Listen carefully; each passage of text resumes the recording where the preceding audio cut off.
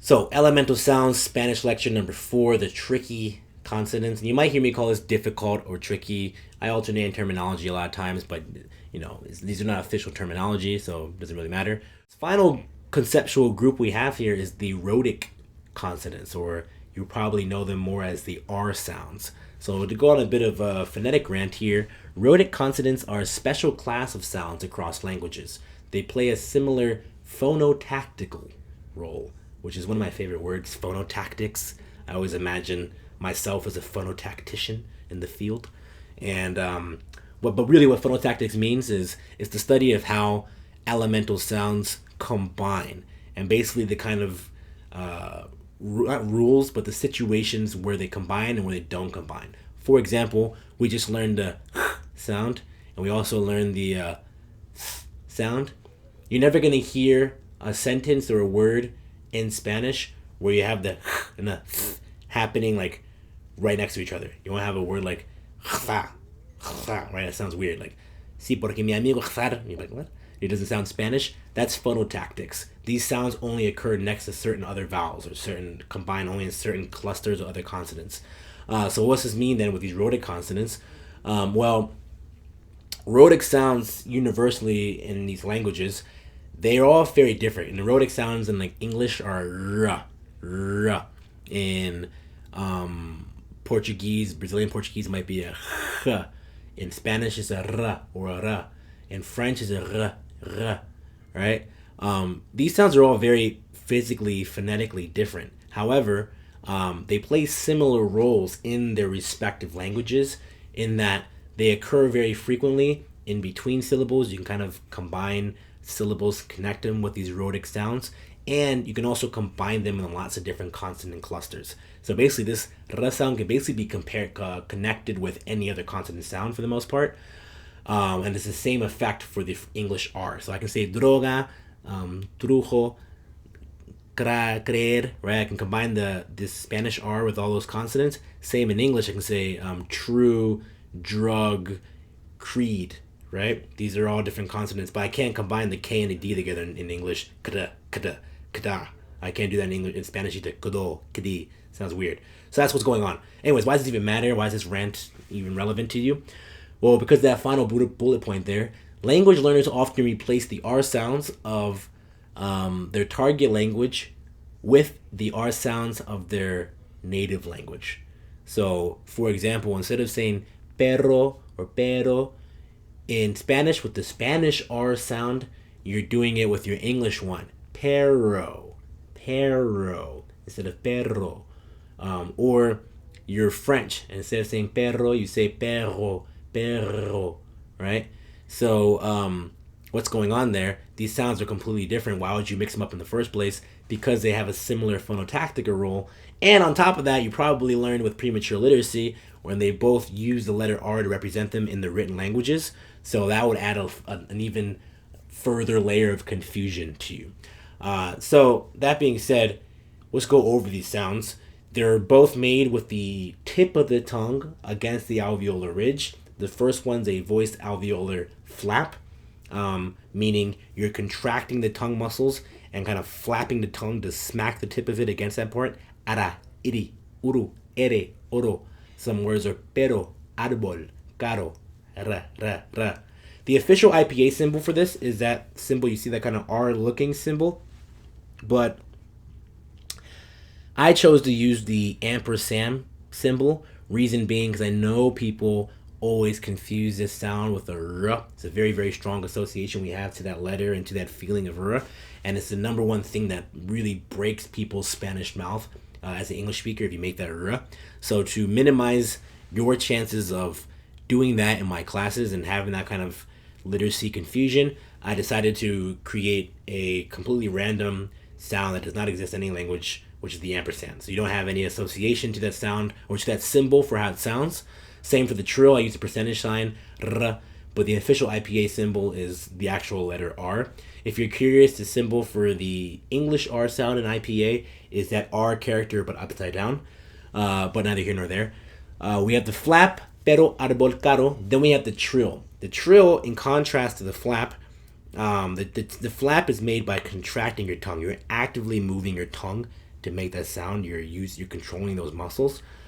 When you do a trill, you're actually kind of tensing at the back and letting the tongue kind of rest there, kind of loosely, and then you're directing air over it so that it vibrates on its own. So you're not vibrating your tongue with your muscles, you're letting the air vibrate your tongue. Okay, so it's a passive articulation as opposed to an active one for the flap.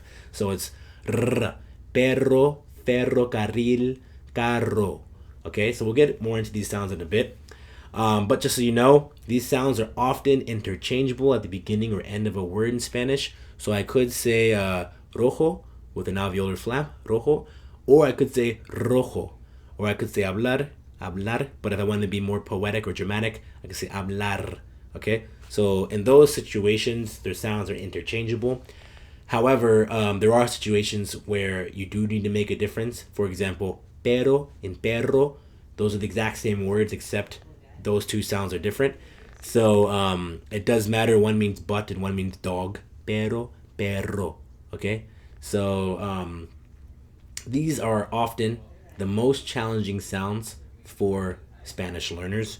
As I'm sure you already know, these sounds are very difficult for people to make. So let's go into a bit about what the progression you should expect to learn these sounds. And this progression, you may fall at any point in this progression. You might be towards the end or you might be towards the beginning.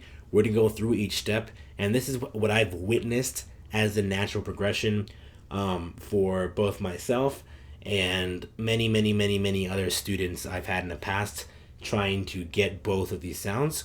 So first thing you want to do is completely remove your first language rhotic, whether it's the English, from beer and read, and replace it with silence. You don't want to say hablar, you don't want to say perro, you want to say habla and pero, right? Sounds stupid, you're not going to do it for long term, people might not understand you, but it's very important that you remove this first language rhotic r sound, or if you're French, the r sound, from your pronunciation entirely. Why? Because these sounds are so physically different from the alveolar one that not only are you not learning the new proper one, you're actually holding yourself back, you're regressing. And I find that this English r sound, without going into much detail about how that sound is actually made, the way it's physically structured with your tongue, it's so antithetical to everything else in Spanish that it not only messes up your pronunciation of that R sound, it messes up the pronunciation of your vowels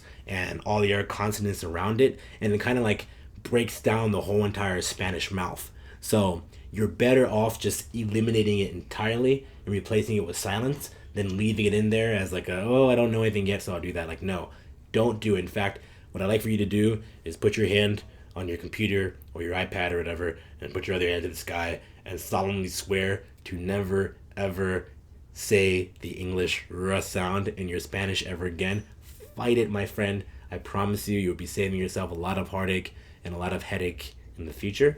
What you can do once you've removed it is replace all the instances of the r or the r with a tongue tip D.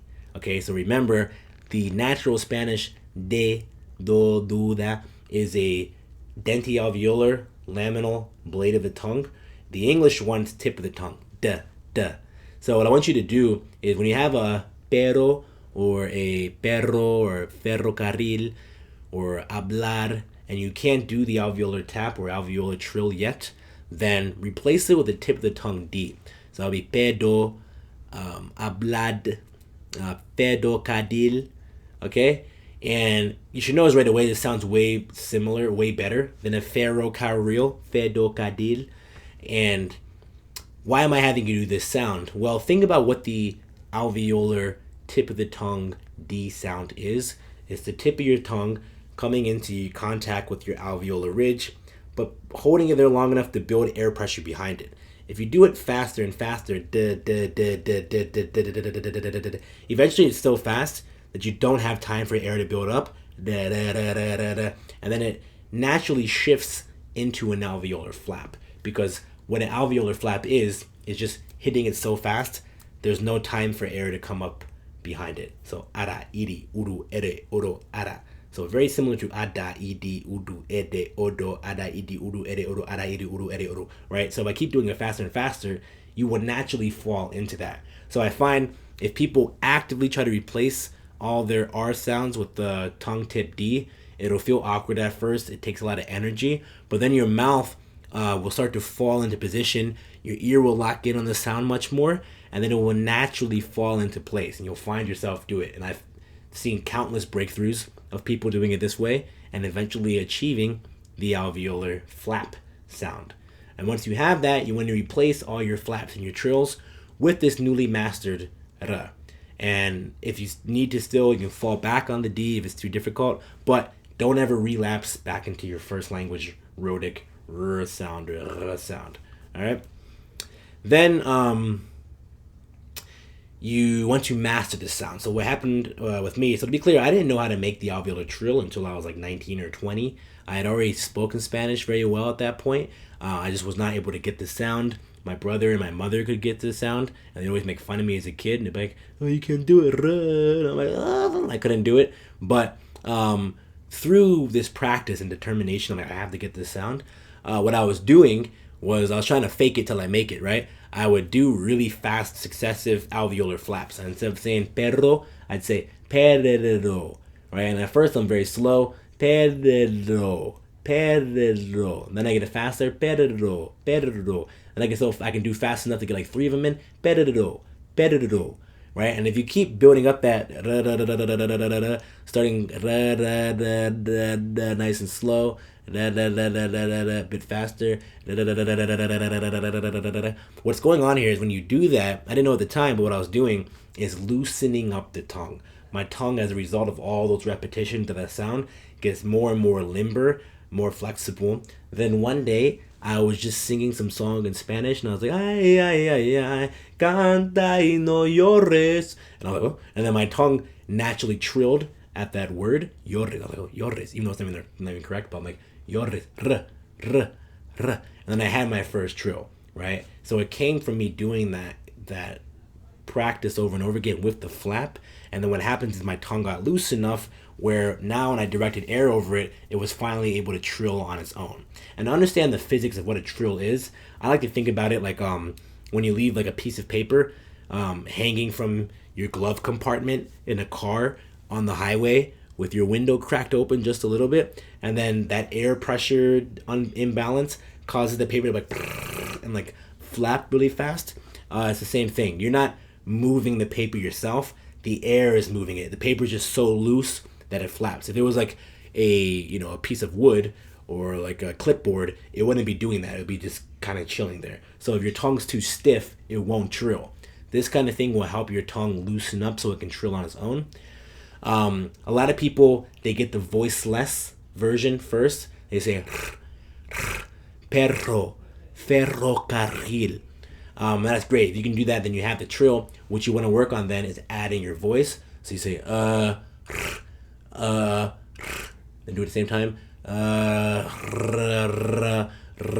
Then you have the trill. Then you want to get more command with it. I started off with no trill most of my life. Then I was like, then I kept practicing making it longer.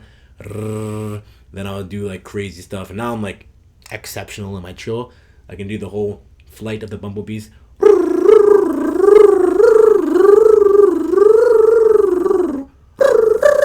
I went through the whole thing, but you get the point. The moral of this story is, if you are at this point in your life unable to do a trill, know that there is hope. It is possible. I, my friend, am living proof.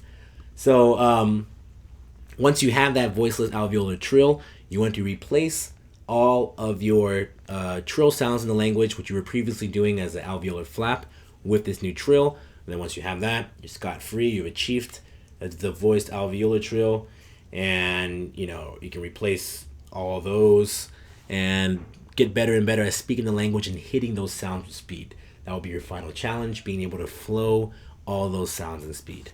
So that wraps up all the tricky consonants. So we can do a quick review now of the elemental sounds we've gone over in these lectures.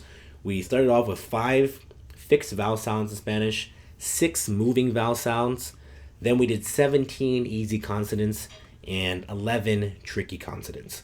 Okay, making a total of 39 elemental sounds of Spanish. Everything you'll hear someone say in Spanish will be made of some combination of these elemental sounds. You want to figure out which ones you struggle with, and then one by one learn to conceptualize, hear, and pronounce and master those sounds. With that ability, you'll be able to finally hear and pronounce the language, which will increase your ability to understand, listen, and speak the language in conversation. This is your first step.